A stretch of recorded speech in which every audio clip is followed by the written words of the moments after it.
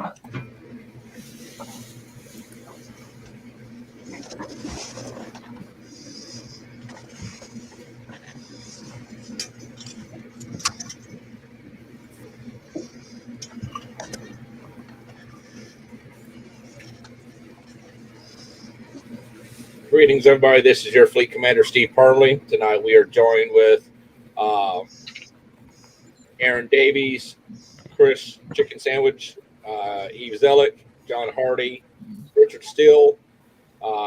Production staff is Drew and Sean.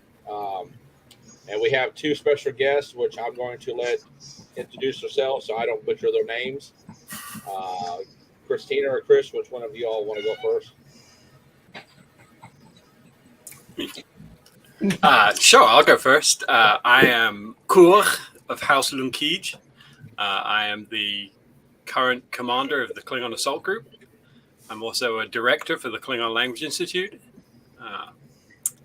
And yeah, I have fun doing Klingon stuff. Awesome. Thank you. Next but not least.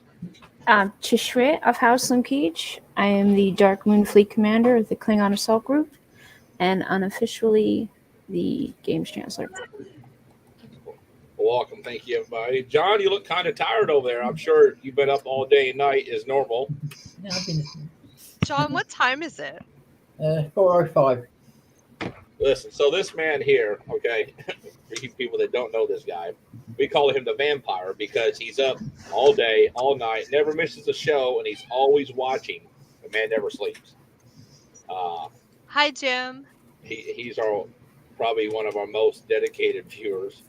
Hello, Jim, Fran. Um, James. so your Facebook users, Sean, will you put up that link on there for the Facebook users where they can go and approve their thing so they can actually see who they are?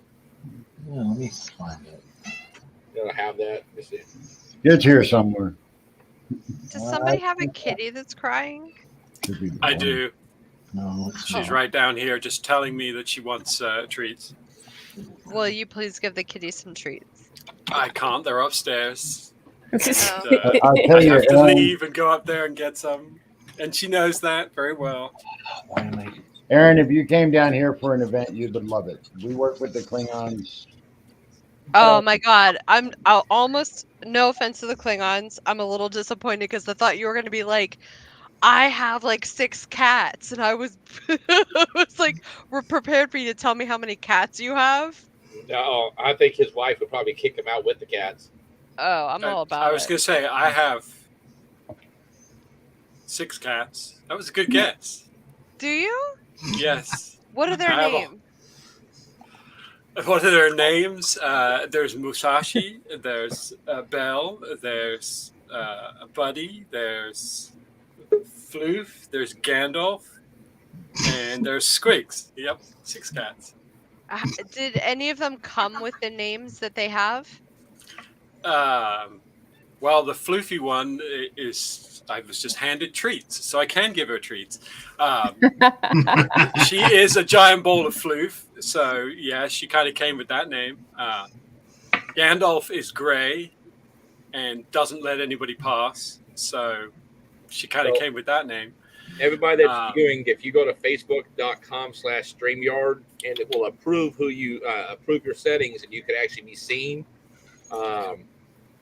So, because right now everybody's showing up as Facebook users, but congratulations to Captain Quigley of the USS Belknap for the newest commissioned ship of the fleet and Master Chief Petty Officer's home port ship. So, welcome, and of course, I have to say, welcome to my wife, who's literally laying right beside me or behind me. So, Hi, Hello, Amber. Amber.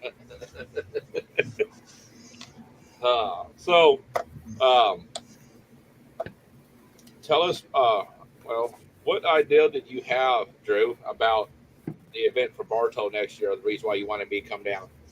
Well, one of the things is we want you to be the Federation representative that renegotiates the treaty with the Klingon Empire. That's going to be so fun. We were kind of sort of going to wait until after the VIC so that we could really push Sci-Fi Bartow. No, you can push the VIC later. Let's talk about this. In the future, we also intend to bring Sci-Fi Sean, the man who is responsible for Sci-Fi Bartow, onto the show. I think that would be a good thing, as long as I don't get attacked for mispronouncing a Klingon's name. That'd be great. Well, you could just do what you did today and ask them to pronounce their own names. That's cool. So, Well, remember, I- you Best way to always go. rely on the term chancellor. It always works. I'd actually like to touch base with the Klingons that are here this evening because I have an event that I'm planning and a Klingon aspect to it, and I would love if I could have some representation. I promise it'll be fun. So no, I promise, and it's actually confidential, so I can't talk about it here, but I can talk to you guys about it. But there's going to be an interesting panel. Is that for? Yeah. Yeah. Run while you can. No, I'm kidding. I'm just going to add her to our chat. Oh, are you adding it? Yeah. Okay. Great mention, Billy. Yeah, we want a nice, strong SFI presence so we can do patrols with the Klingons. Right. And for a fundraiser, do 2 brig cells, 1 Klingon, 1 Federation, and we bring them in and we put them in for X amount of money, and then when their bail is paid or 2 hours is up, you get to go back out and enjoy. Chris, do you want to put off our honeymoon so we can spend it in Florida? Yeah. I like Florida. I know, but you like doing Tampa stuff with me. That's different. I like the weather in Florida. I like it Well, hot. Tampa's only 45 minutes away from Bartow, so Yep. Considering Well, we'll have Christine drove a nice what, place to stay 3.5 for free. hours for Bartow. So wait a minute. Hang on, wait. Drew, how far is it south of you? Bartow, 20 minutes. about 21 minutes if it's heavy traffic. So wait, we were that close to Tampa? Yeah. Well, Oh, no. Tampa's- Tampa's 45 minutes away from us.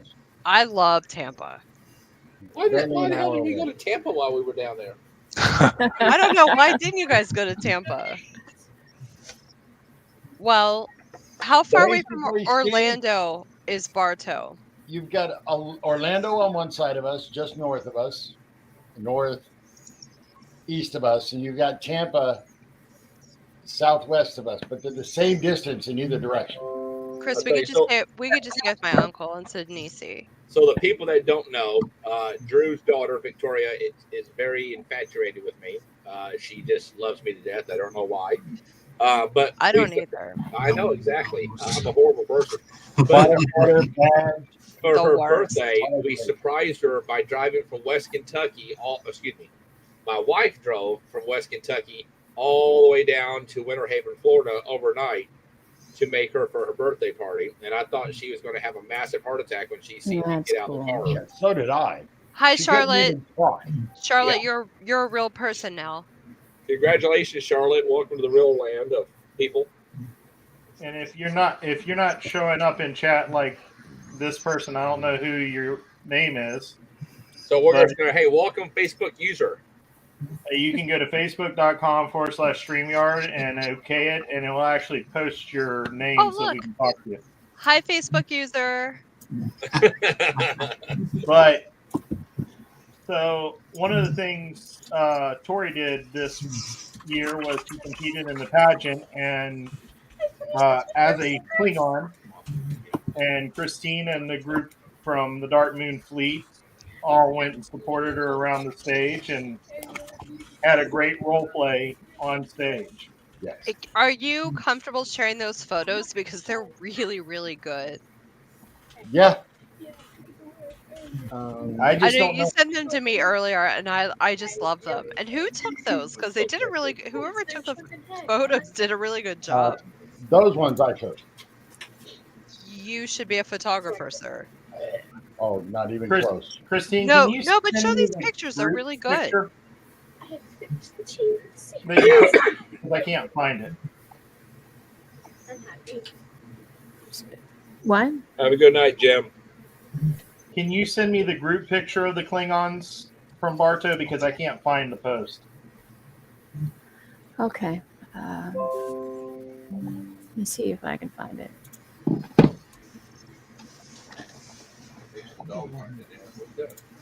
Oh my I god! can probably You find sent it. more of these. These are so good. Close the door, baby. You want me to post the link that has all of the pictures? Yes, that would be super helpful. Okay. 'Cause I know there's an article I was looking at just today that had a whole bunch of pictures. There was an article. Welcome, Fleet Captain John Rogers, XO of the USS Constellation. He came in last, as usual. It's true. I know he's yeah. better late than never. He's like I didn't know him well at first. He's really grown on me. So I unblurred my background so you guys could see my toys that I have mounted on the wall, and then I have. Don't mind I put a cardboard box here so my cat can enjoy it. But I have two here. Nice. You're welcome to But share them. My middle one's over there. You'll have in the other room. You'll have These Sherry are all go over metal. They're Okay. all metal, and the things they're hanging on are also metal. They were all made by the same blacksmith. He was in Vancouver. He just moved to Mexico City, though, so he's starting up a forge there. He's an amazing artist, but he's an artist, so he's off exploring weaponry elsewhere.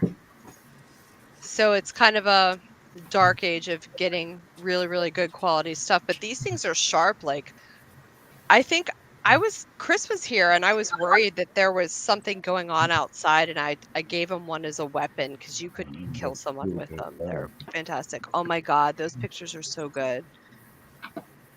Well, I know the pointy parts do business. Oh, I love that. In a second. If that's the best picture that I saw, the one right before it, that's good. But this one, She's That- Yeah, I like that one. Combined. she's like, bring it on. I love it. But yeah, she's like, "What's up? Come here."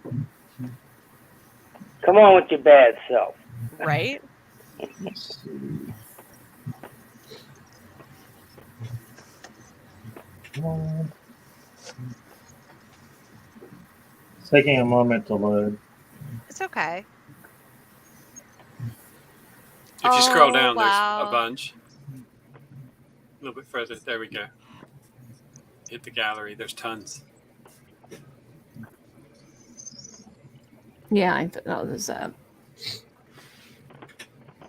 she got an award for, or a thing for learning how to wield the bat'leth on stage. Wow.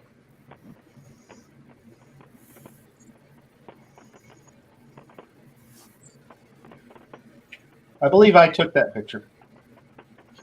I think you did. Oh, that's when we went out to dinner. Let's see. And then the Klingons having fun messing with the 501st. Oh, That I was always- taken from Kitor's phone, so it was a little low res. I They always can have fun messing kill with all of 501st. the stormtroopers. That's fine. Yeah, okay. They actually, can't hit anything anyway, so we're safe. Yeah. Right? It's an easy fight. Yeah, the thing that I'd like to see us do is the 501st usually does patrols in whole platoons. Matter of fact, this is the first year I haven't seen at least 3 platoons going around doing patrols. And since Starfleet's supposed to be the ones that it's about, I think we need to do it. And since we have a treaty with the Klingons, I think we need to be shoulder to shoulder and just go through and do our thing. Well, And I not know. exactly a treaty, mind you. Yes. It's a non-aggression Ceasefire. Hey guys, I need to go to bed soon. 2 things though, real quick. Can you link me up with the Klingons that are here? Because I just Already did. kind of. You we did. did in the chat, the 3 of us had. Oh yeah, that's great. And then I want to do an update about the VIC if that's cool. Yep, go ahead. Fire away. Chris, can you update about the website really quick? So we're in the process of writing content for the website right now. We have kind of a general roadmap of what we're gonna have laid out on what pages. So now it's just a matter of creating that content and getting it ready to be posted. So, Okay. yeah, I mean that's the stage we're at right now. Yeah, so we're gonna have a really comprehensive website. I've seen the layout for it. It looks really nice. I'm excited about it. We do have our first celebrity guest, which I'm really excited about, who's committed to doing it. So that's great. And we have a scientist that signed up to do a panel. We have actually 2 scientists that'll do the panels. So I'm not sure if we want to put them together or separate them, but because I want to do something very exclusive to the James Webb Space Telescope. And one is more suited to that than the other. But then I don't know if we have time to do 2 science panels, so we'll see. But we have 2 signed up. Yeah, that's pretty awesome. I'm excited about it. And otherwise, I don't have any updates except the logo. Put that back up. It's beautiful, right? So this logo was a collaboration between 2 people on the VIC staff. One is Ken Kopacki out of Region 3, and one is Kelly and Taya out of Region 13. Ken came up with the logo design, and Kelly kind of made it come to life and make it look like this neon sign. So we are. I don't know if you guys can figure out what our theme is going to be. I'm going to leave that until the website's revealed, but this is our logo. The rest of it'll have continuity with this. It's going to be pretty cool. I'm excited about it. And don't worry, it's not going to be like 80s bar. That's not where we're going with this.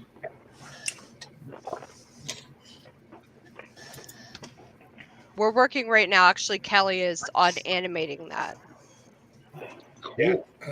Yeah, that'll be pretty cool. So let's just say, everybody, I won't say exactly what's planned, but I will say that this is probably going to be one virtual IC that's going to be in the books. Trust me, you guys want to be there. It's going to be fun. My intent with this and what I'm trying to do is make sure that there's something for everyone there. But I also want to set a precedent so that no one's disappointed if it's, well, you could be a little bit disappointed, but if the IC is going to be virtual, it's not that disappointing. I have done a lot of thought into how to solve the social components of it because, I mean, let's face it, the best part of going to the IC is like seeing people in person and engaging with them and talking to them and doing stuff. I found a way to do that virtually. So there's a lot that's going into this. We have a huge planning committee, which, I mean, Chris is on it. Drew and Sean are both on it. We've been doing a lot of work. John's on it. So most of the people here are on it. It's really cool. I'm very, very blessed to be working with so many talented people. And we need more volunteers because this is a really big project. So if you want to help out, especially with like day of moderation, let me know. I'll put you on the list.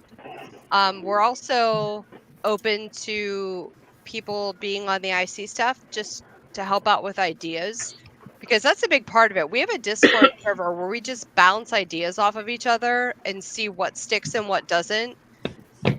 And that is amazing because you get so many opinions from so many people. And what I might think is a good idea, everybody else will reject it. I'll be like, okay, that's not going to appeal to everyone. That's just an idea that I had. It's not going to work. Or I'll have a great idea and everyone's like, that's awesome. Also, let's do this with it. And it builds on it. So this like collaborative, like team like it's a total team way we have of approaching this and it's working out great. So I'm really thrilled about it and I need more volunteers. There is something going at the bottom. If you go there, you can sign up. Hey, John, what's up? No, I was going to say, the brainstorming, just by its very nature, causes you to exponentially increase the sum of the individual parts. You're absolutely right. It does. So the more people, I mean, it's kind of like whenever I had that problem without having heat. Do you remember that? I was like, yes, I remember that. It's freezing. I don't have electricity and I don't have a means of leaving my house. And I put this out to actually the AfterDark chat and everybody gave me how I can keep warm. I had so many ideas in there on like, I don't want to call it a survival thing because I don't think it was quite that bad, but it was really bad. I was freaked out. It was pretty close. It was not looking pleasant. No, it was really bad. I was like, how can I get out of here with remember, my it doesn't family? have to be freezing for you to freeze to death. That's true. Yeah, I know. Anyway, I was in a situation like that. I presented it to the group. They gave me great ideas on how I could keep warm, how I could make like a heater inside of my house. And the whole time they're saying Starfleet family takes care of each other. Well, I had to do a couple of those things. I wouldn't have been able to do it without the group, and they were ideas that I didn't have. And that's the kind of approach that we're going with this IC. So I'm really excited about it. And also, I'm tired of listening to myself talk, so I'm going to bed. Good night, Aaron. Good night, Aaron. Yeah, Aaron. And Tori sends her good night. She has to work in the morning. Good night, Tori.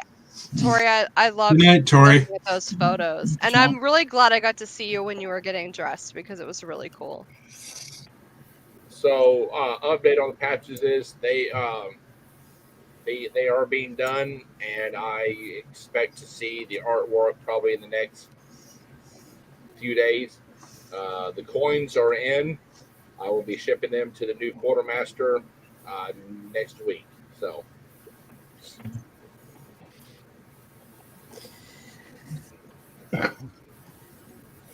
You will find when you get here, Stephen, that CAG and Starfleet get along. We know how to harass each other, but we know how to have fun when we're doing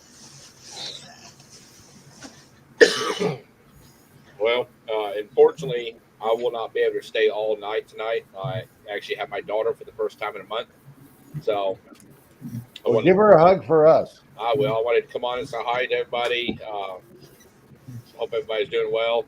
But unfortunately, I've got a 10-year-old little girl that needs my attention a little more tonight. So, everybody have a blessed night and enjoy your weekend. Good night. Good night. Good night. Good night. So in the pre-show, Aaron asked a question, and unfortunately, a lot of people didn't get to see that because it was pre-show. But Chris and Christine, sorry, tell us a little bit about what you do, since the people in the group here got to hear it, but not the people outside in SFI. You want me to do this, or you want to do this? I'm not sure what you were asking. Basically, let the rest of SFI, because pre-show you only told us on the panel. The similarities and differences between the Klingons and the CAG and SFI. Oh no, you do that so much better than I do. There you Fair go, enough. Okay, so the Klingon Assault Group is a international group of Klingons. Like, that's kind of it. We focus on the non-human side of sci-fi, Star Trek. We allow, we're made up of a very diverse group of people that span the globe, and we kind of focus on the non-human parts of stuff. So if you're any kind of alien that enjoys, or you have a persona that likes to play a kind of alien, then CAG is for you. We take Klingons, Vulcans, Romulans, Ferengi, and outside of Star Trek as well, any kind of sci-fi aliens. We just that's our focus. We do all kinds of stuff. We do costuming, we do role play, we do online stuff, we do in-person stuff. It runs the whole gambit. Yeah, there's many different aspects of CAG. The gaming, the language, the costuming, or just socializing where they don't even dress up. Yep. Yeah. So there's something for everyone in CAG. And if there isn't there, then you're more welcome to create it too. Yeah, that's the great thing about CAG is we're very non-hierarchical. Our first rule is to have fun, and so that's our focus. Is people can have fun however they want to have fun, and people have fun in lots of different ways. So we don't have any set way that you have to play. We say, come with us, come and play. If you want to do it in a specific way, then that's good. That's great. You're having fun. There's probably other people in CAG who enjoy doing it the same kind of way that you do. And so, CAG is free. We have no membership dues. We have never charged. Like, I've been a member of CAG since the mid-90s. I originally joined when I was living in the UK, and came to now I live in the US, and it's just like I've met so many people from all kinds of different walks of life, and I think that's one of the great things about CAG is because we don't say, hey, you have to play this specific way. We attract everybody from all kinds of different backgrounds and places, and just it's getting late. But yeah, It's getting late.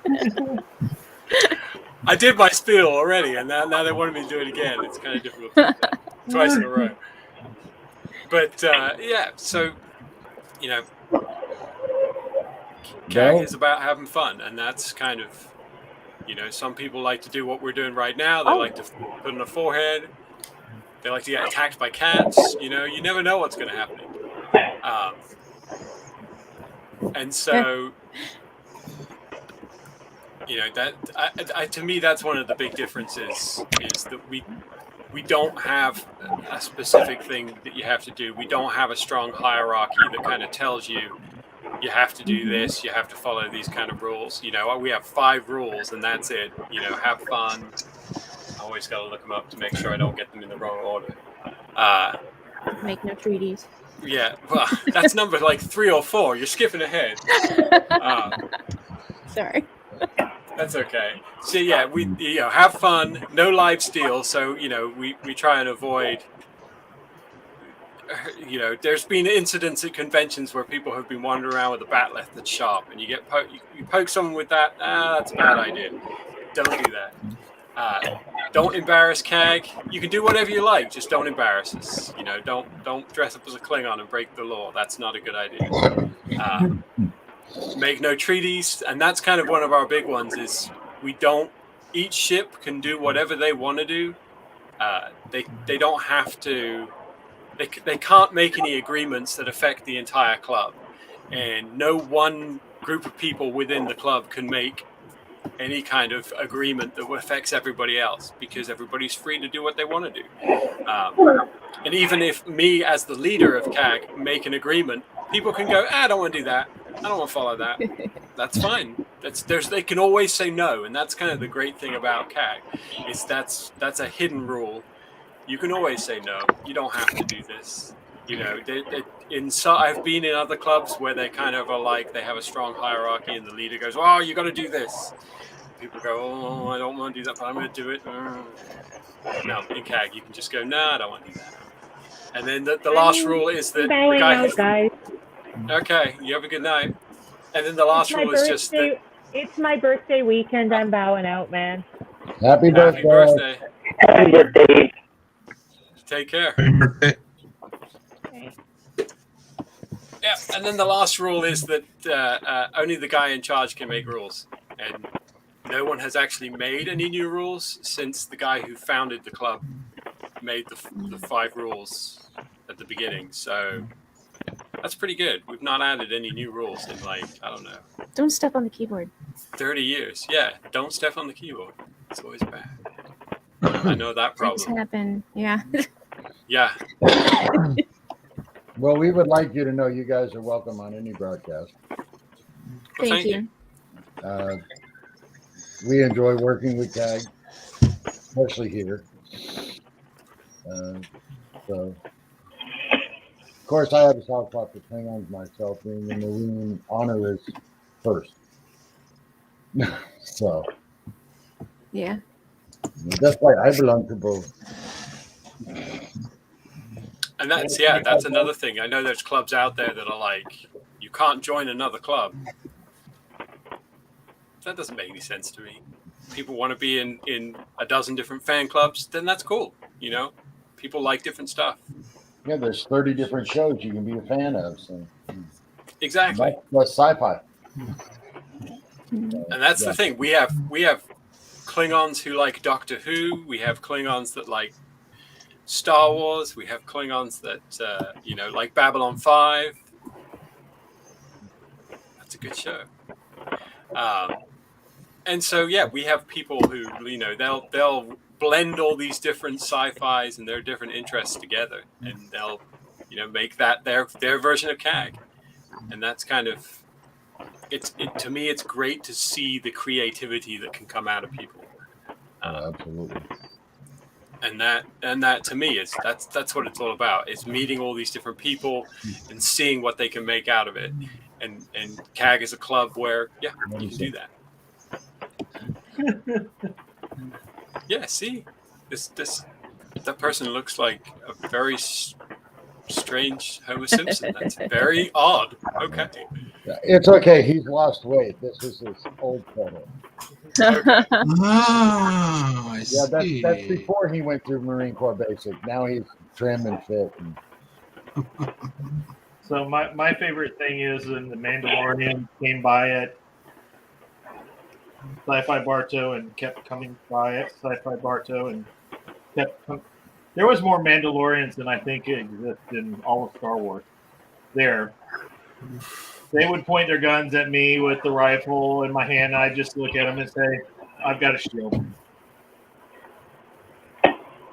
Turn them around, send them down the way. But it's more fun to joke with each other than to fight over who's right about sci-fi. Enjoy your sci-fi as you love. And I bought my first actual collectible that I didn't make myself or Drew didn't print. This one, and it was a Stargate auction book, because it was one of those shows that every episode I had the CDs and DVDs of it.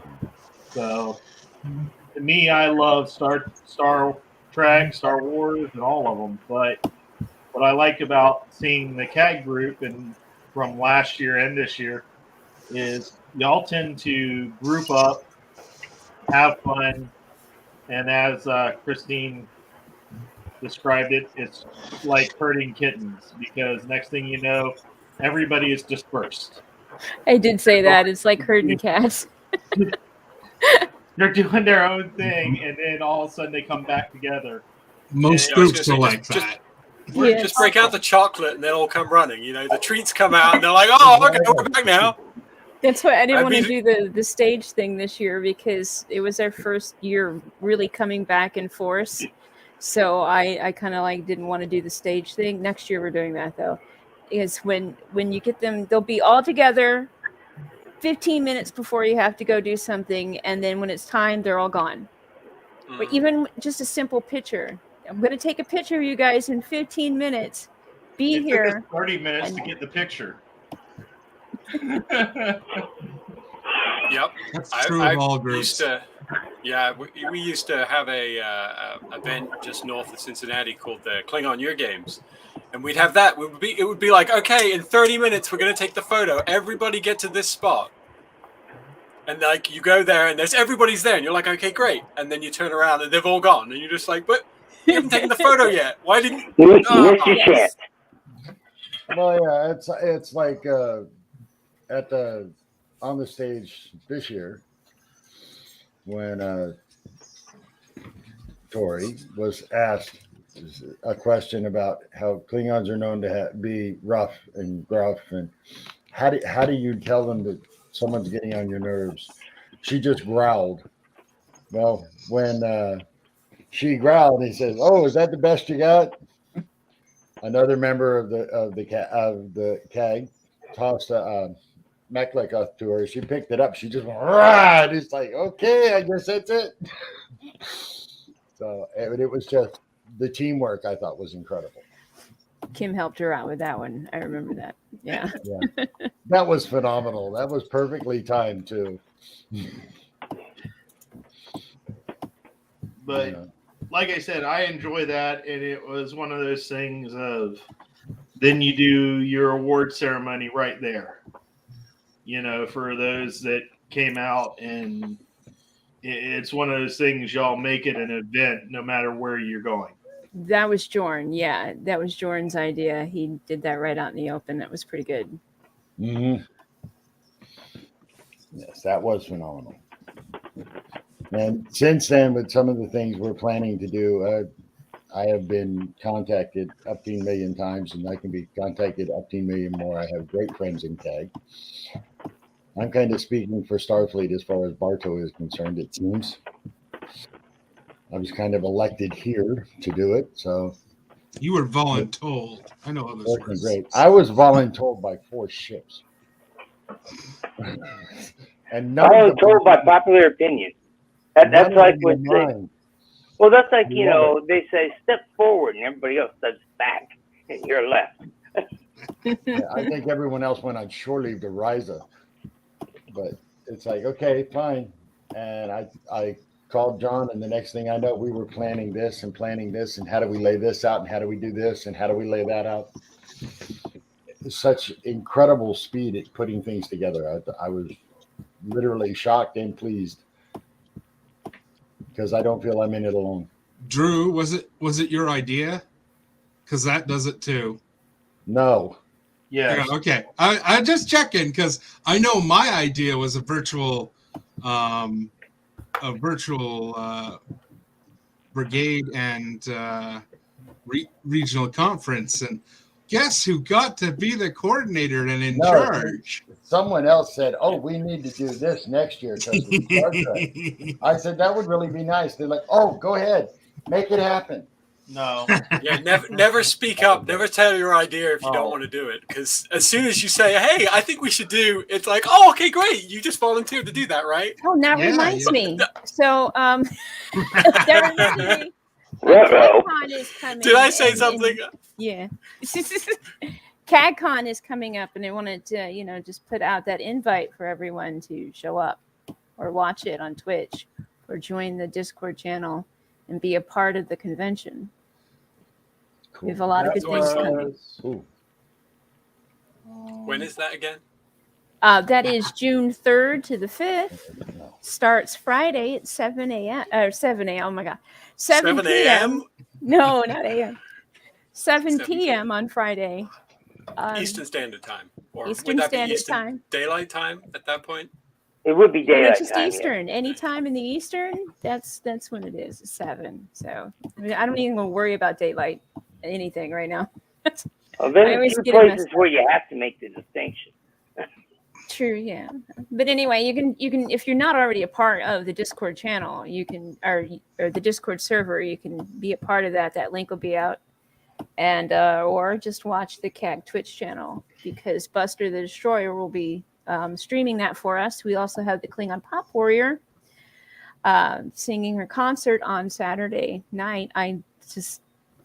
I love listening to her sing, and she she does a lot more than just sing songs. So that's a great time. Saturday night, that is. Yes, Jen Ball does a great job. And yeah, I just did that out. And I got her to come every year too. And her and Buster, they're going to do it every year. I sent that invite out to all the the comment section. So wherever the video is, it will be on there for you. Oh, thank you. We have also the event on Facebook on the Klingon Assault Group page itself. We'll have the links as well. Links everywhere. I think it's still there, right? Probably. I made the event, but I can't remember if I put the Discord in there yet. So. No, it's a schedule. That was what. The link is there. It's the schedule I didn't put there yet. But yeah. I don't think we have a schedule yet, right? No, we don't. I'm in my head right here is where the schedule is. Okay. So it's going to stay for a little bit longer, probably. Yes, for a little bit longer. Then we'll have it back on the website again like last year. So that'll be fun. Yeah, I am trying to find. What was it? 2 years ago we did no, 3 years ago you did the pain sticks, the Rite of Ascension. Yes, that was the last time we were on the stage. Yeah, there's the video of Tori doing it. Oh, that was my favorite. I had taken lots of pictures of that. That was Wayne's wife had helped her through the pain sticks, I believe. So did you make them with like cattle prods? I didn't make them. Those were made by Jorn and John Palmer. Two Johns, actually. So, I think there were just little lights on the end and had like cups, like clear cups. And I can't remember where they got the clear cups from, but they were just glued on the there was just Did for it have show. the buzzers in it when you poke someone? There we go. No, I think there might have been two of those there, but the ones we had, the majority of were just the lights. Okay. That was when we had to make the rule that Josiah cannot punch a stage because he goes a little overboard sometimes. Oh, he's a Klingon. You know it happens. Yeah, he definitely is a Klingon, and I was just like, no more punching You're a stages. blood one in the end, you know. Although I did offer you to make a cattle prod to herd your cats. We can do that still. Just let us know. Okay, thank you. Oh, Gee, Lauren, where'd you put it? I'm just like, I live in Alberta. I wonder how hard it would be for me to actually get a cattle prod. I live in Kentucky. It's probably really easy for me to get a cattle prod. I'm like, I could probably get one tomorrow within 10K of me. It'd just be a matter of figuring it out. I think there's a farm just over there somewhere. I could probably drive over there and ask them if I. Actually, there's a farm supply shop at the end of the street. Oh, that would be it. So, yeah. That would be it. Like, if they don't have it, they'd know where to get it. Yeah, they could order it for you. And actually, now that I think about it, there's two. There's one like a few miles in that direction and one a few miles in that direction. So, yeah. All right. I apologize for the method of showing this. Uh-oh. Oh, no. It's always trouble. Hold on. I quit drinking. This is where the After Dark portion comes in. You're going to need Yes, that is Jorn and Mary taking Tori through. She did a wonderful job with it too. She went through there and they put the stick on and she's like, it was awesome watching her do it. It was very theatrical. Yeah, she definitely fell in love with Klingons at that moment. Well, that's where it starts, right? Nice bit of theater. God. Mm-hmm. Yeah, at first she said, I don't know. As soon as she got the chance to go up and do that, it all changed. And now she's unstoppable. Well, she's always been unstoppable. However, I got to tell you, we had to put the grip on the batleth. Otherwise, she was using the sharp, pointy part as the handle. Whoops. Oh. Oops. Ow. So That's just means she's putting on top. When she was learning her dance, I came out and I'm like, why are you holding it by the blade? I mean, you can do that. Not if it's sharpened enough. That's she's willing to fight. It vastly depends on how you grip it more than how sharp it is. You can grip a sword and half-hand it really easily as long as you know how to do it. Well, we've had our you missed the evening when everyone had me pulling my blades off the wall. It's true. So, are vampires in CAG in England, right? Does that technically count as alien? Vampires in England? Vampire. Did you just say vampires in England? Yep, vampire right there. That's John. Oh. We have affectionately called him the vampire because he's up all hours of the night and day. That's right. You did True. say so. And so he started getting called. So now when I make the announcement for the show, I do Eastern, I do Central, and I do Vampire Time / GMT. Yeah. I was gonna say, is it like 5, 6 a.m. over there now? 5 a.m. Yeah, 5 hours. Yeah. Well, I know that we do have some members that have created their own alien race. They just can't be human. That's all. So vampires aren't human, right? Well, to me, Maybe that's a lore question. Like you have to Right. determine what lore you're following first, because almost every culture in the world has vampire lore of some kind. Well, see, that's where backstory comes in. When It's you like being a create the Borg. character. You know, if you can start off as a human and become a Borg. It's true. And then you're not human anymore. You're a Borg Didn't until they you take add the Borg all- stuff away. Didn't they add all the spaceships in the movies? So no matter which sci-fi branch you had, they're now part of continuity. Well, the Enterprise. So And Stargate race is another name for vampire. They definitely aren't But human. they don't suck blood. They suck life. Right. But isn't Like a what sucky makes a vampire is they got to suck blood. Generally, but not always. What's really funny is if you, Life force. Your blood is considered life force back in when vampires were made. It depends. in the original series, Battlestar Galactica, There is a lot of things that we take shot as from the long definitive distance. that are not in any way definitive. And when you look No, at the that's full true. fleet shot from the distance, you add the distance, you will see two ships that are iconic. A Romulan bird of prey, the little one from the Balanced Terror, and the USS Enterprise. Because Glenn A. Larson loves Star Trek. So He added both those ships in that shot. Was only allowed to get away with showing it 3 times, but So even in England, there's CAG members. Yep. We have No, there's a surprised. fleet. The Cromlech Isles is the fleet there. There's several ships in the IKV Dry Storm, and then there's the Reavers, the Border Reavers up in Scotland.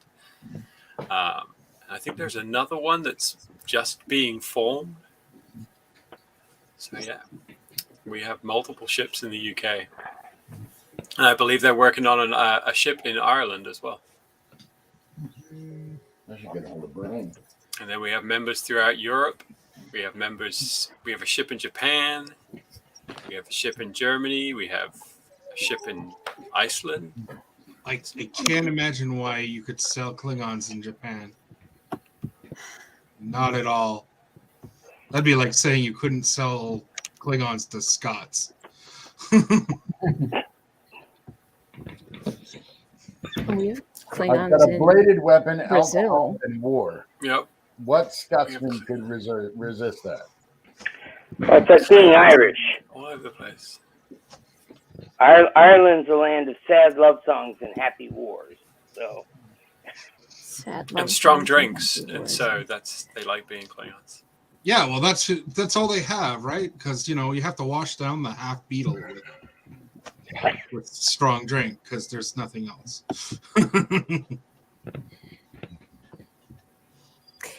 Alien vampires. There are alien vampires. You're absolutely right. Right.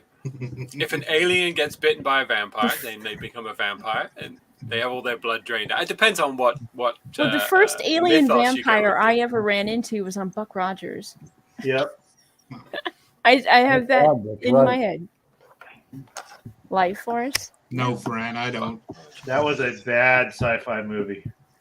There's no such thing as bad sci-fi movie. There are just good in bad ways. did you ever see MST3K? Honestly, There is no bad sci-fi. It's just That It is bad. so not good true. when they were reviewing it. Yeah, Well, they I was made it there. good. They were. That's like watching Rocky Horror Picture Show without any of the interaction. Just That was watching every it as a Saturday movie- morning here in Florida. Just watching it as a movie, absolutely horrible. First time I ever First saw time it I was at the saw that Rocky Horror Picture Theater in. was no. See, it's a theater that makes the experience. I've been to the theater with the Rocky Horror Picture Show, and that was okay. It was fun, but I still like to watch it on the TV.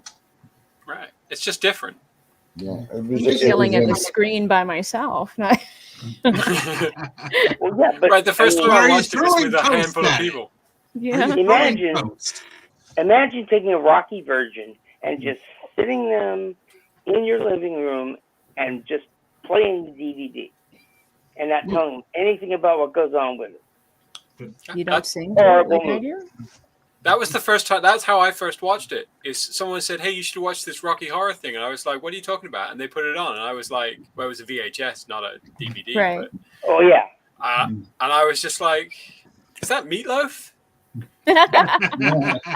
Yes. And it was yes, like, it is. "Oh, okay then." Oh, it's First time I okay. These are people I like. I can watch this. I watched it at home on like a Saturday afternoon, and then the second time was with my ex-wife, actually in a theater where there was people playing the parts while it was playing. You get brought up, oh, it's your first time? Come up front, and they put a V on your head. And You got to. I wish I had a much better picture of Drew. If I reacting have to it, that. if I That have would have been it, so much better if it had been in 4K. Look at the camera. if I Look at the have camera. it Look at the people. time to dress like I did when I was on Which active one is duty, and I went to It's the Momo. Rocky Horror Picture Theater in Los Angeles. It's my little girl. I went She's like, dressed "Nope, as I Dr. don't wanna be there." Frankenfurter, Oh, okay. and we did the show. And at the end of the show, the theater said, "And we have a special guest tonight who wants to meet all those who are dressed as Frankenfurter." So everybody, the ushers pulled everybody up front, Yeah. and out came Tim Carey, which was hilarious. Yeah, of course. As soon as he realized that, okay, he had 1, 2, 3, he had 5 service members in the lineup. He said, "Okay, you 5 are coming back with me. We are going to party tonight, and the rest of you can go home with your girlfriends." And we had a blast. And he turned out to be one of the nicest guys I think I've ever met in my life. I have heard similar things from people. He was about just Tim. awesome. I have too. I've heard that Tim Curry is a really nice guy. You know, he wouldn't even let us, we were supposed to take a bus and go back to our bases. He wouldn't let us do that. He paid for private cabs to take all of us individually where we needed to go. That was nice of him. He said, no. He says, you guys are willing to put your life on the line for your nation. You need to be treated with respect. Well, I agree with that statement. So it was a different world. Because you hear always, he's a movie star. He hates this, he hates that, he hates the other. Everyone hears those stories. And he proved them all wrong. It's one of those things. I would never be able to be convinced of that because of the fact that Tim's roles are so diverse. Oh, yeah. It just doesn't seem like that could be the kind of guy he could be. If he can play a good villain, he's probably a good person. Yeah. But like even things like where he plays the linguist in Oscar. This is where I lose the entire audience. Because nobody's like, Oscar, what the heck are you talking about? Meyer Wiener? No. Does anybody actually know Oscar was Stallone in lead? Yes. It's a comedy. It's really well, okay, I'm gonna have trouble convincing anyone it was really good. But Curry's really good in it, and he is playing straight man. Yeah. Like he is not being funny. He's just or at least he's not intentionally being funny, like as a character. Because Stallone's He character is was funny. the other guy. Because other people are playing off him, Right. It is hilarious, just this whole straight-laced, because the job he has is trying to teach Stallone to talk like a normal person instead of a gangster. And that's his thing. So he's like a linguist and an enunciator and a speech therapist coach, right? And it's just amazingly well. He just plays that so well. But the man can completely overact, as anyone who's ever seen Red Alert 3 says. Right? He can do that. He can overact like you never believe. I mean, nobody says space like Tim Curry says space. He is a brilliant actor, I gotta say. Hey, he's not dead. Please. That's what I said very he depressing. is. So I said he is a brilliant actor. No, you said he. You said was. I thought I heard you say he's was. retired, so unless he does a TV spot, he's retired. So basically, he was. I don't believe anyone in entertainment is ever retired until you start getting. I don't even think Sean Connery is technically retired. I think he just, if you gave him the right thing, he'd come out. And that's always the thing with entertainment. Well, it's always CGI come out now, that's the thing. with the right thing. Finding the right thing is hard, yes. Wait, I passed on. Didn't Sean Connery pass on? Yeah, Sean Connery passed on about 2 years ago.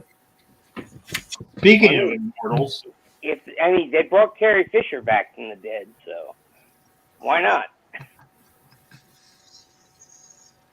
Or Peter Cushing, technically.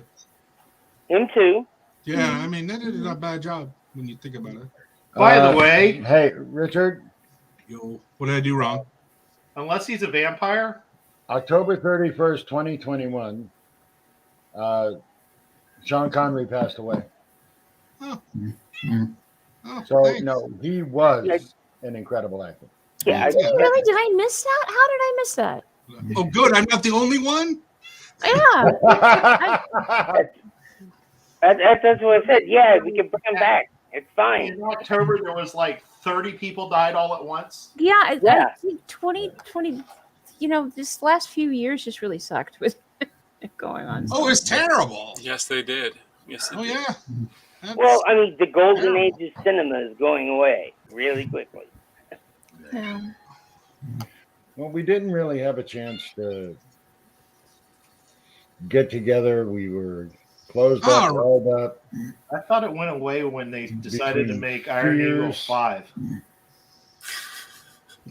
Five. Wait, they got past 3? Five. That is a joke, but still. That's beyond beating a dead horse. I mean, Jaws 23 was good. Yeah, when they There were five Sharknado movies, so I mean, really. Was there really? Yes. I didn't think I thought there was only 2, and I was Oh. surprised that they made a second one. What was the other one? The snake one. Yeah, that was descriptive. Anaconda. Yeah. Oh yeah, there were just like 5 of those too. No, the Highlander movies, all the sequels. What? Even with What John sequels? Connor. What are you talking about? There were no sequels to the There are no Highlander movie. It sequels was to done and by Highlander. the end of that. That's it. There is only one Highlander. There were some Exactly. other movies What? that kind of were Highlander-ish, but no. There was Sean Highlanders Connery, movies. and then there was the TV show. We'll not talk about the rest of the movies. Right. That's the way that works. I always love the occasional time I would catch the series, because I was like, I've been there, because they film in Vancouver, which is like sort of technically my hometown. So I had been to a ton of the locations that they had been to. And I would sit there. In fact, I was at a football game where the Star had come to see a BC Lions football game. And of course, they embarrassed him in front of the entire crowd and put a camera on him, put him on the Jumbotron. It's like, I don't think anyone told him he was going to be on the Jumbotron. Well, they usually don't, because they'll get up and walk out before the camera gets there. But anyways, he was gracious.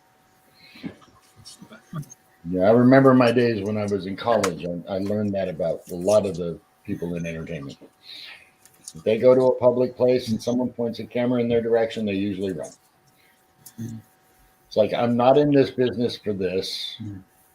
And the ones that treat them like just regular Joes, hey, guy, nice meeting you, and they walk away, they're usually like, excuse me, would you like an autograph?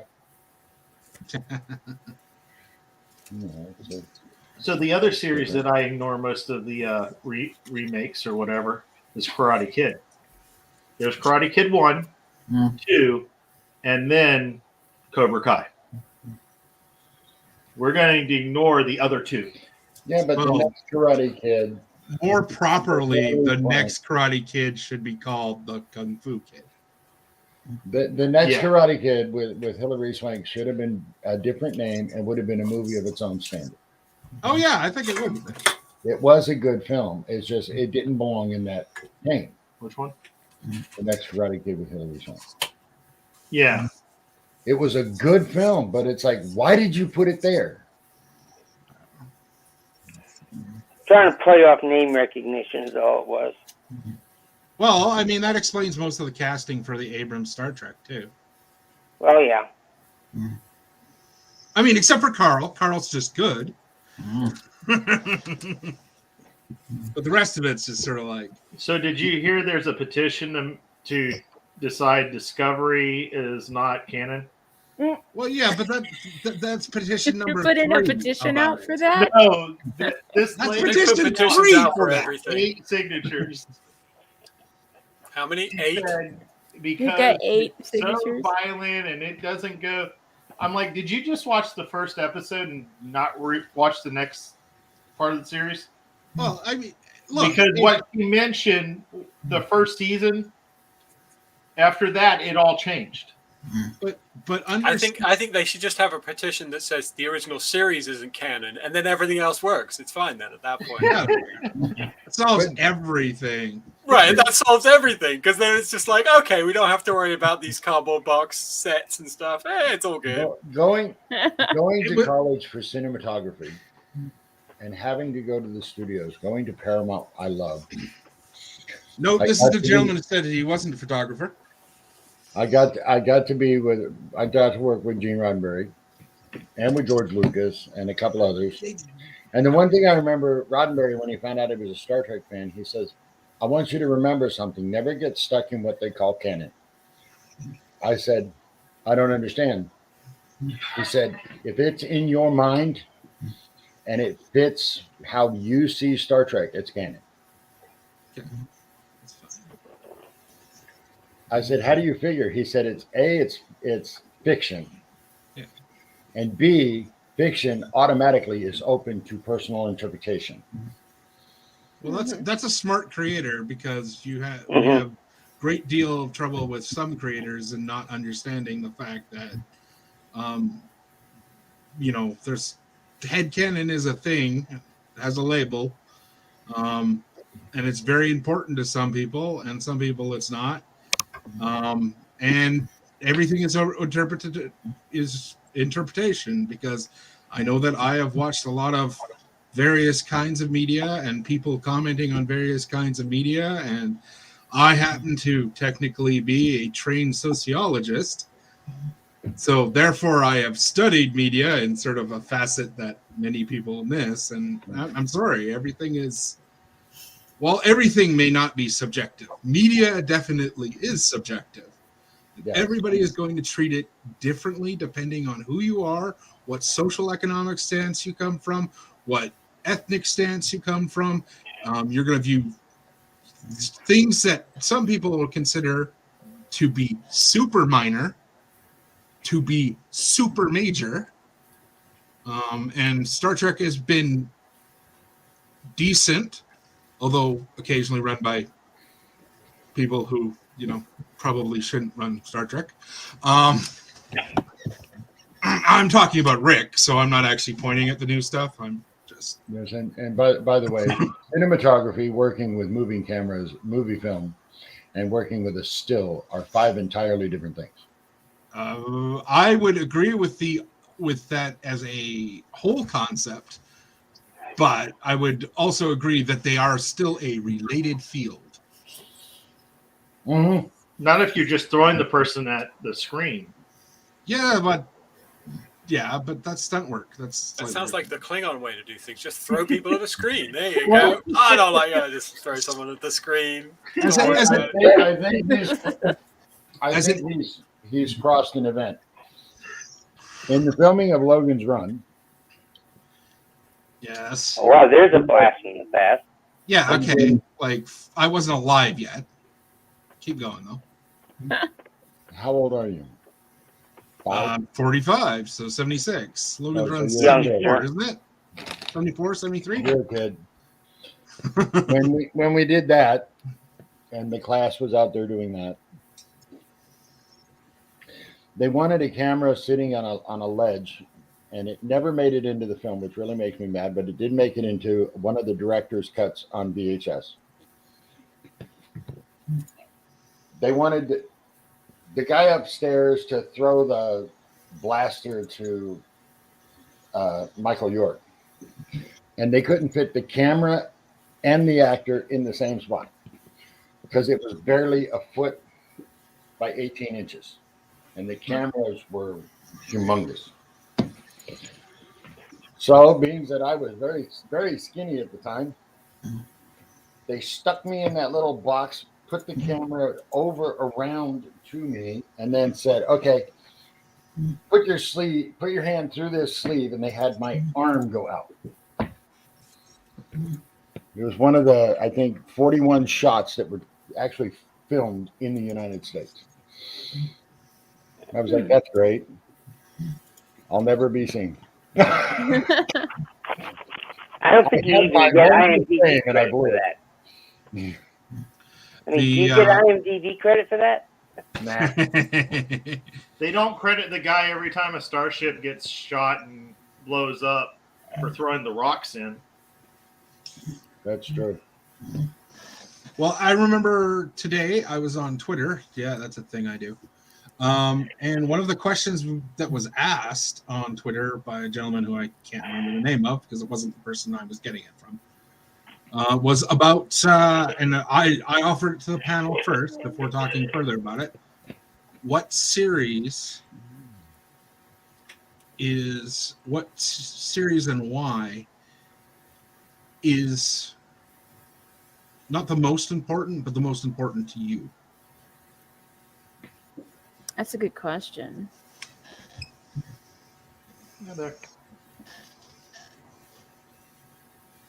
Or something to that effect. It was something like that.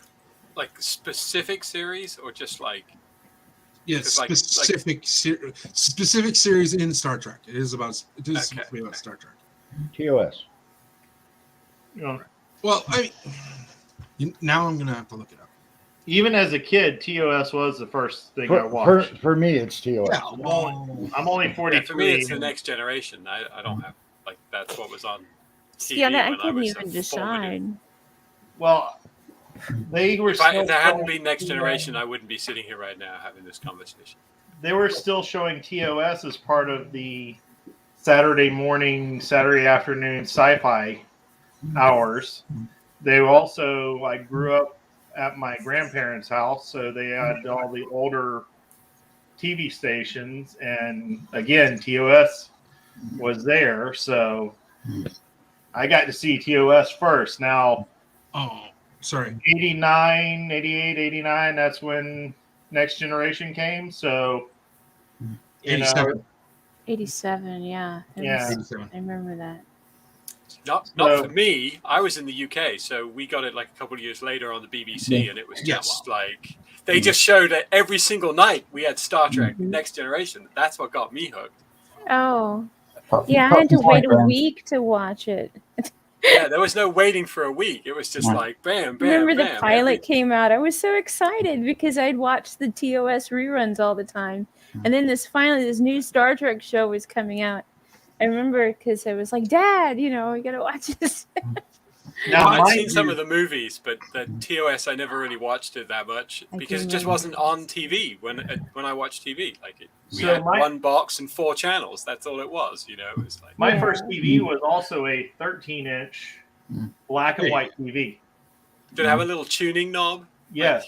Yep, that's what Oh, I yeah, had. I always watched noticed the on tuning knob. 40 station 44 TOS in black and white.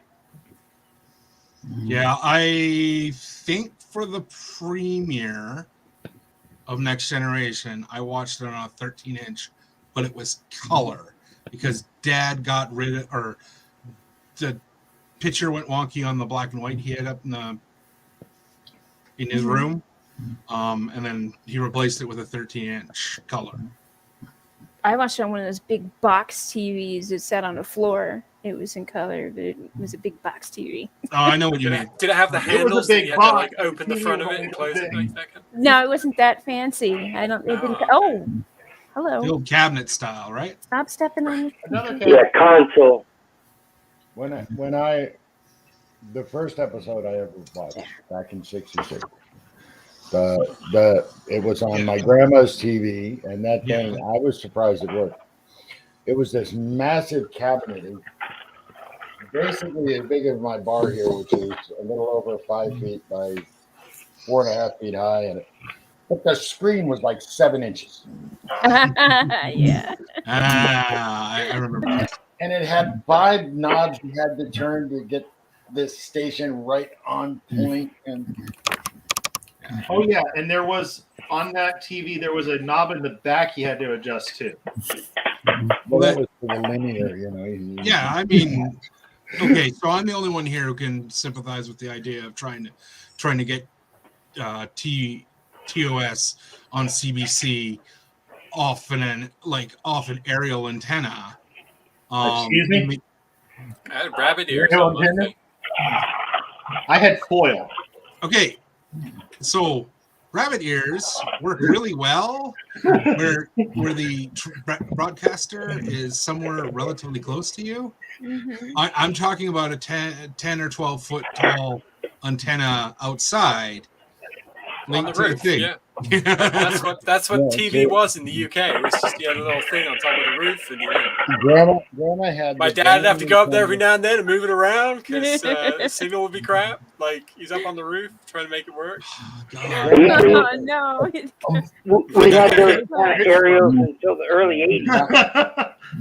My grandma had this antenna that was like, well, her house was 2-story and it was sitting on top of that, and it had to have been at least a floor and a half above. And strapped to the fireplace. Forgive me, John. I lived in the greater Vancouver area at the time. I only remember having cable TV. So, I didn't get cable till I was 18, 19. Yeah. Downstairs. It moved out of the house. I wasn't living at home. On the television, We had a satellite there was dish. a set of rabbit ears with 3 lines of foil on it. Now, if you pulled this round off and put it that way, and this one off and put it that way, you would get this weird looking thing, and it would actually improve the signal. Oh, I don't doubt it. I mean, and that was on that little 6-7 inch screen, whatever it was, and I would literally be right there watching. Yes, Arlene. So if those little screens would be damaging to you by radiation, I should be a dead man, because to see anything, you had to be 4 inches away from it. But so I watched TOS. I lived in Florida, knew about the space program, was in first grade when Challenger blew up. Oh God, I feel old now. And I still remember wanted that. Yeah, me too. Yeah, I was on my way to work before TNG came out. I was in high so school. that's fine, Drew. We all know you learned cuneiform in school, you know, and drove a chariot to school. I saw the gonna Challenger take that as a blow up. compliment. That was horrible. I was at school, Yeah. so I was at school too, but I can look outside and see the shuttles go up because I'm not far from the Yeah. space. Remember And that I was You're in about Greater south Vancouver. as I am east or west of it. You see, I got to I can see fly this go up down like and this. listen to the speech, and then, just Oh wow! In the naval war room. I'll be perfectly honest. I'm sorry, I misquoted that Twitter thing. I've gone and found it. It's what series is the most important to Star Trek, not your favorite series necessarily, but one that is the most important to the franchise. Which Well, okay, original so series. You have no choice. Because without the original series, we wouldn't have Star Trek. Exactly. Okay, shut the hell up for a moment. Obviously, excluding TOS. Because Oh, now if you do that, then the question is moot. Right. Yes, no TOS. It's no Rest Star of the Trek. shows didn't make it. The problem is without TOS, there are references in every series to TOS. all right, then I'm just going to say my bit because everybody else picked TOS. Guess what the two ones that I'm picking are? They are Next Generation and Discovery because that is what brought it to new generations. TOS was just a rerun and a couple movies, and it could have just died there. Are you kidding? But it was TOS and Discovery that proved it could still go on. The entire first season of Next Gen was all just regurgitated TOS scripts. Right, they even use sets from like the movies. You could skip TOS really, or I'm sorry, TNG really, but TOS also changed media because it was the first interracial kiss. It was it was a multi-race cast. Now, the next one that was like that was actually Deep Space Nine.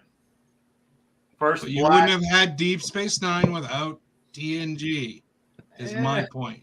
Just like you wouldn't have Picard, and you wouldn't have all these other things in Star Trek, like Lower Decks and all this other stuff, without Discovery. Well, they had Lower Decks is actually off the of TNG episode Lower Decks. TOS too. What inspired TOS? Wait a second. So Wagon Train to the Stars. So whatever the westerns were, they were the most important things to Star Trek because without those kind of shows, we wouldn't have had TOS. That's a man who knows his Trek. The original pitch was we could just keep on going back forever and ever. So literally, we're going to criticize me for picking something other than TOS because No, it wasn't a criticism. It was more like you need to think about it this way too. But I'm being discounted because. But here's the my thing. stuff matters, but you don't want to listen to it. You just want to sit there and say TOS is the reason. What is the most for current day? What is the most influential? Would go yes. However, when you relegate TOS completely out, you miss a lot of stuff. Well, I think As a you matter could of fact, say it without this TOS, way. we wouldn't have Star Trek. But yes, that argument is what negates. Started everything, so you can put TOS over here in a box, because without TOS you wouldn't have Star Trek. But so Star Trek over here, what else would be the most important? I think would be the best way to put the question. Well, it certainly wasn't written that way. That's where I was trying to go with it, but backlash. Right. Anytime there was a restart of the series, that's when those were the significant. Well, Mike, I would phrase the question: what were the most significant points along the journey? TNG was a reboot, a restart, and so that was very significant. Without that, we wouldn't have had DS9 and Voyager. Some might argue that Enterprise was kind of the end of that, and then Discovery. Well, maybe the JJ Trek movies, they kind of kept it alive, and that probably allowed for Discovery to kind of pop up, because that's how Kurtzman got involved, and so you probably could so loud. Sorry. Okay. Oh, your fault, John. Now, we caught Chris, you this time. Chris, I have to agree with you in part, because Abrams, I think, he showed his vision of where he thought TOS should have been. He's just terrible at it. That's it. Oh wait, sorry. Actually, is that my outside voice? Actually, he's not as bad as some people think. The problem is he came in on the hoof of everything had to be high action, lots of explosions, lots of fighting, big, and He removed wanted to sell the movie, is what he wanted. removed the intellectual aspect. Okay. So here's the thing. J.J. Abrams did something that was needed. He brought in fresh eyes to the series. Yes. Mm-hmm. Because there was a lot of people that were like, hey, I love Star Wars. I will never see Star Trek. And by adding J.J. Abrams' videos in, they actually would go and look at it and then fall in love with some of the older stuff. I remember First Contact being a good contact Abrams was point, a gateway drug? Yes. Whatever floats your boat, right? I know that I managed to get a lot more people to watch Star Trek with First Contact than the Abrams films. Personal First experience Contact is a good movie. Right. Personal experience, but like Contact could stand on its own. And you didn't need to know a ton about it. What generation of person are you showing the video to? Because if you're talking about the current generation or the one just before, they're more likely to watch the J.J. Abrams movies and go, man, I really like that. Let me check this out. Where our age group and one after us are going to go, hey, First Contact is awesome. I'll watch the rest of it. So you got to look at, are they bringing a new audience? I don't see Abrams bringing that in. Now, personal experience, maybe your experience is different and people came in from Abrams. But Abrams series or movies do not sell the rest of Trek well because they are very different. No, but they did sell the concept. In the first film, he was able to reach out from the screen to a generation that grew up on heavy gaming that involved a whole lot of explosions and big bangs. This brought that's kind of interesting. The second one, he added a little more of the intellect. It's terrible, though. To cause, I'm not going to disagree with that one. No, leave that alone. But leave it alone. It did. I have to agree with Sean on the concept that, in a sense, it became a gateway drug because then they were like, well, what was this started from? And they had to go all the way back and they found James Kirk. And I was like, wow. Complete side argument that I don't want to have about James Kirk not being the person you really want to introduce Star Trek to people with. But anyways, if I'm going to hot take to start with, then I might as well hot take all night. What are your people? Yes. See what Arlene had to say? It's like, yeah, I know people who started with JJ movies. I know people who started with Discovery. They think it's the greatest Star Trek ever. And I'm just like, it's not bad, but it's not the greatest Star Trek ever. But that's just me. Nothing is immune to criticism. At Sci-Fi Yeah, Barco, well, I was talking to people someone can who criticize said that- anything. I'm not criticizing. I try not to criticize Star Trek in general. I go, that's not for me. Some of it was. 45 minutes of people standing around in a room talking about their feelings. That's not what I want to watch. But I know there's people out there who love watching that. That's what therapy is for. Barco told me that he didn't understand why people were calling me Picard because he'd watched Picard and I wasn't dressed like him. Didn't watch Nemesis, did he? And I said, then why don't you go watch? It's a movie. I know you're Find or rent Star Trek First Contact and just take a look at it. Oh, okay, I'll do that. There are people who look at it in different ways, and they look at it from what they enjoy doing right now, or what is really pushed right now. Okay, leave that stuff alone. By whatever network is there. You know, So think about Prodigy. because it was listed as this is going to be targeting 5 to 7-year-olds, a lot of adults went and watched it at thinking with just that mentality. And they missed how it actually fits in the original Star Trek's theme. But if you go into watching a new Star Trek and go, I'm going to go and just leave all my preconceptions away and watch this as it's a new show. It's really hard to do that. Hey, that's a really good show. That's but if super you hard Watch to do. Prodigy. Prejudgment, you're going to miss a lot of the really cool things that they add into it. Well, I don't disagree with that, but it is also very hard to come in with nothing. Like you're going to carry even no matter how hard you're going to try and suppress it. Oh yeah, there'll be a little bit of judgment, Welcome, Alvin. definitely. But Like- as long as you can Haven't look seen past you in a it. while.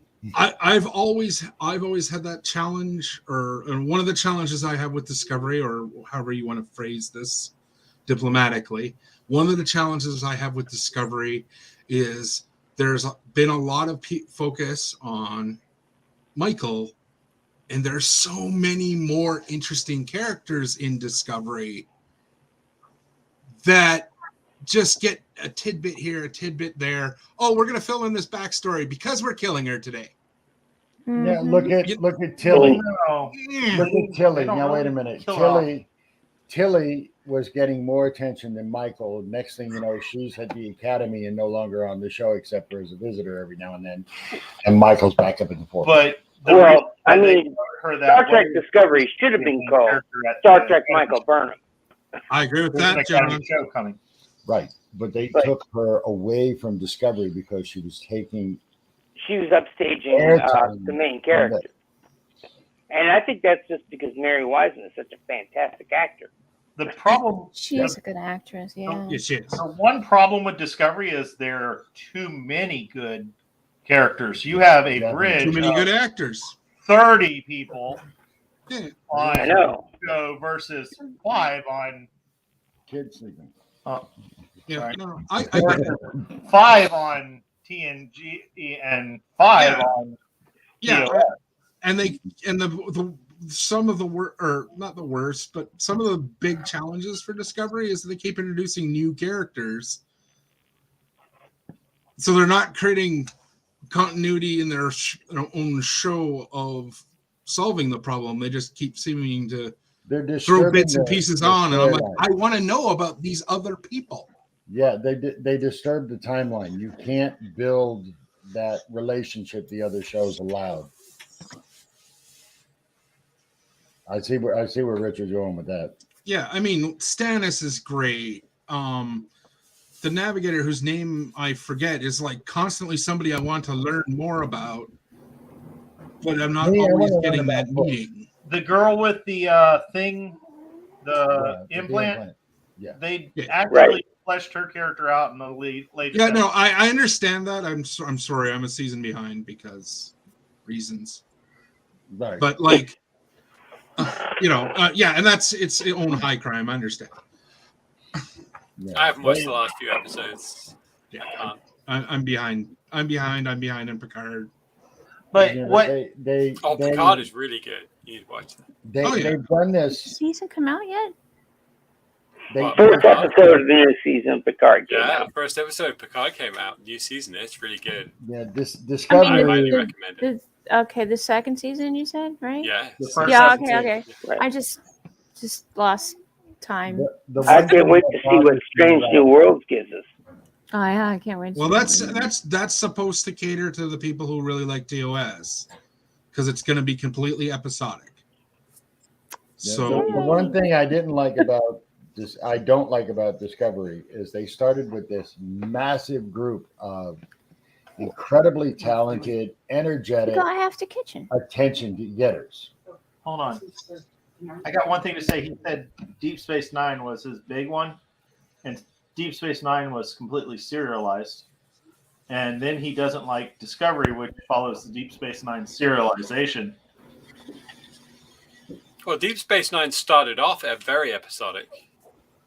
It doesn't really become a. It was Yeah. seasonal serialized. It became serialized. What season? It comes Three-ish? and goes. Yeah. And then, like, the last They two jump seasons from are day to day basically to week to week, a single arc, right? day to day, week to week, day to day. It week got to week. influenced by Babylon 5, and Babylon 5 was a complete. Well, series. and that's definitely part realize of it it. about. The other part of it was it wasn't going anywhere. Like, it was a station, so you affect things.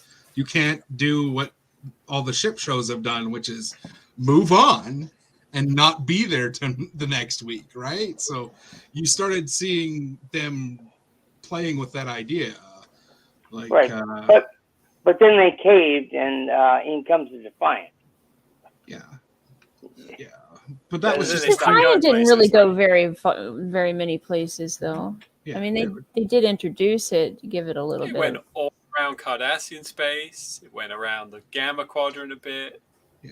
Well, But it was was more telling me I need to watch like a Deep Space yo-yo. Nine It was again. attached to the station. It went to the Jahar, the Founder's home world, I'm trying to talk. and one other planet in Gamma Quadrant that the runabouts didn't go to, and then around Cardassian space and got blown up.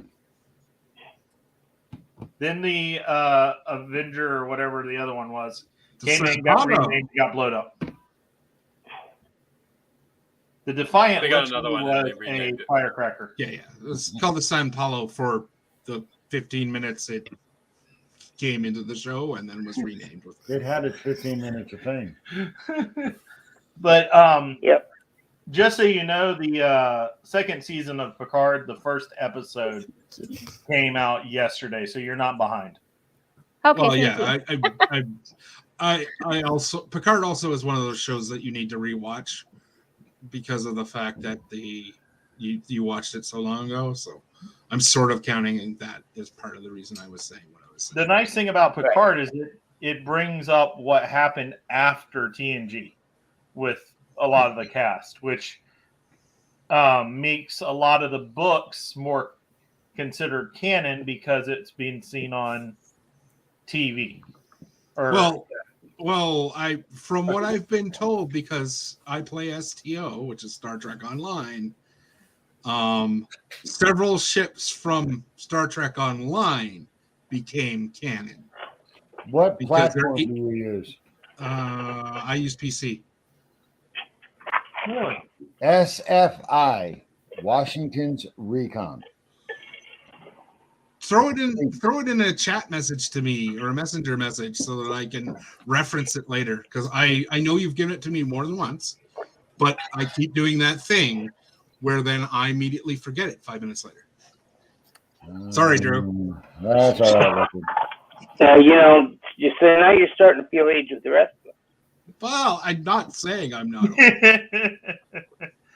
Trust me. I was like, where did I put that?